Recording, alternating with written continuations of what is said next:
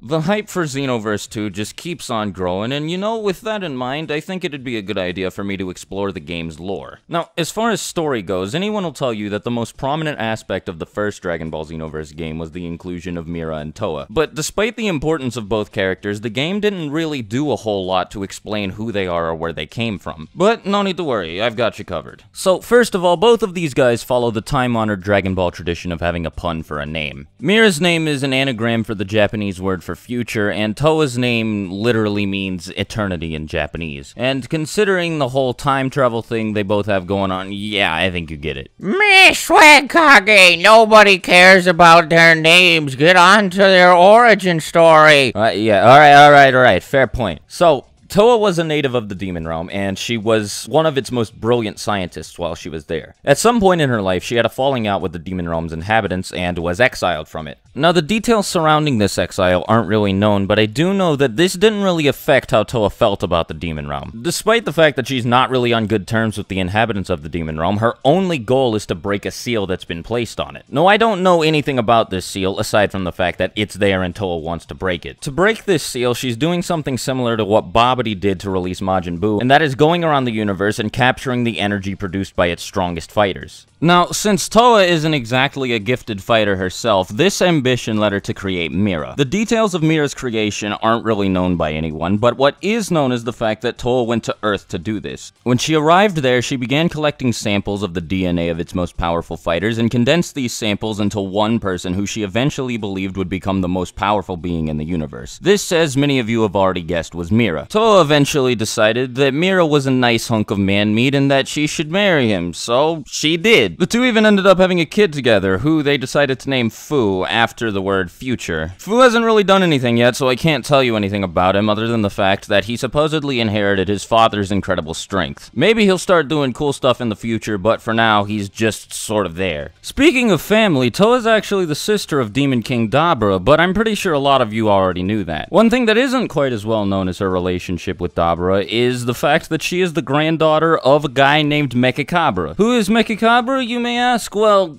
I don't really know much about him either. He hasn't really done a whole lot during the time that he's been around, but it is known that he had some sort of animosity with the Supreme Kai of Time, and obviously that he's a member of the same demon race as Dabra and Towa are. Mechacabra died some time ago, but in some issues of the Dragon Ball Heroes manga, Towa recently revived him. The thing is, the guy got revived in a pretty crappy state with an old and decrepit body, so Towa's currently in the process of gathering the Dark Dragon Balls. Now, the Dark Dragon Balls are actually a set of Dragon Balls that she had a Namekian Timebreaker create, but for whatever reason, they ended up scattering throughout space-time before she could use them. It also seems like making contact with one of the Dark Dragon Balls makes somebody more powerful, as when Frieza did this in the middle of his fight with Goku, he got a pretty significant power boost. Since the manga I'm referring to details Trunks' debut as a Time Patroller, that means that this manga takes place before any of the other Timebreaker or Time Patroller related events that I'm going to talk about in this video. Directly after the events of this manga, Mira and Towa decided to ally themselves with Demigra for whatever reason. The details about that alliance aren't really known yet, but it is pretty clear that the alliance is shaky and that Towa and Mira don't really seem too keen on helping Demigra out and vice versa. It's also worth pointing out that in Dragon Ball Xenoverse, Towa and Mira are at no point seen with any time breakers near them, and this is probably because of the fact that they hadn't founded the time breakers yet. So after they realized that it probably isn't a good idea to attempt to take on history's most powerful fighters by themselves, Mira and Towa decided to found the Time Breakers. Towa gave Mira the job of traveling throughout the universe and gathering some of its most powerful fighters to form the Time Breakers. These fighters included Namekians, Earthlings, androids, Majins, you name it, and they eventually helped him destroy New Namek with a spirit bomb in Age 851. Now, not only is that fucking awesome, but it also means that the Time Breakers were at least partially formed by Age 851. And considering the fact that it's very clear that the Time Breakers are present in Dragon Ball Xenoverse 2, and that game takes place in Age 852, I'd say that, yeah, the Time Breakers were at the very least starting out around the time of Age 851. Now, Mira and Towa do plenty of things after this, most notably in Dragon Ball Online, which takes place in Age 1000, but that stuff all happens way after Xenoverse 2, and this video was mainly to give context to that game's story. And if you guys want me to to follow this video up with another video about Mira and Towa and talk about everything else that they've done following these events, then yeah, sure, I'll go ahead and do that. But until then, I think I'm gonna leave you guys with this. Hopefully, I'll see you guys next time, and yeah, that'll be all for me. Swagkage out. Bye.